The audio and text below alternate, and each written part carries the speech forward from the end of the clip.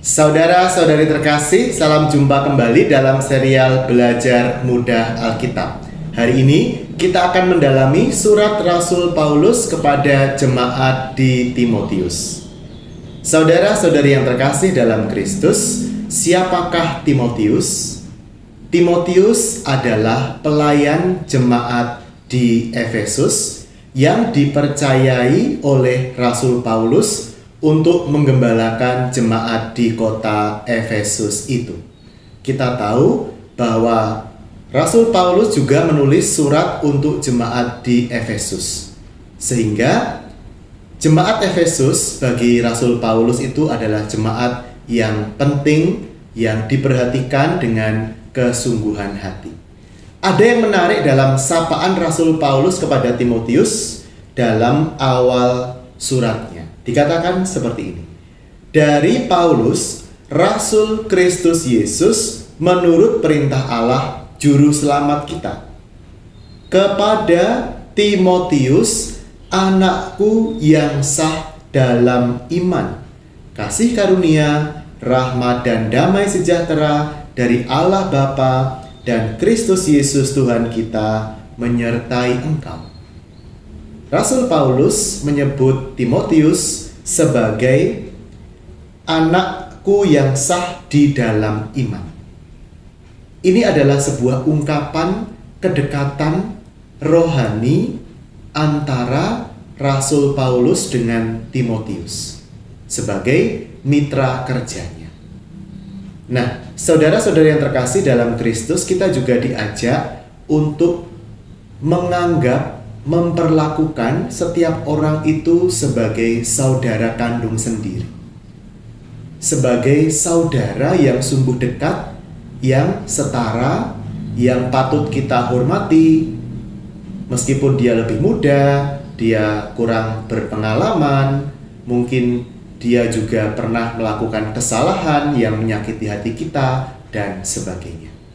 Mari kita belajar dari kehangatan dan juga kedekatan Rasul Paulus dengan mitra-mitra kerjanya, termasuk di dalamnya adalah Timotius. Saudara-saudari yang terkasih dalam Kristus, dalam Timotius 1 dikatakan juga pengakuan pergulatan iman Rasul Paulus. Dikatakan seperti ini di ayat 15 dan seterusnya. Kristus Yesus datang ke dunia untuk menyelamatkan orang berdosa, dan di antara mereka akulah yang paling berdosa. Tetapi justru karena itu aku dikasihani, agar dalam diriku ini sebagai orang yang paling berdosa, Yesus Kristus menunjukkan seluruh kesabarannya. Dengan demikian aku menjadi contoh bagi mereka yang kemudian percaya kepadanya dan mendapat hidup yang kekal. Rasul Paulus adalah orang yang hebat, yang bertobat. Tetapi dia selalu menyadari dirinya adalah orang yang paling berdosa.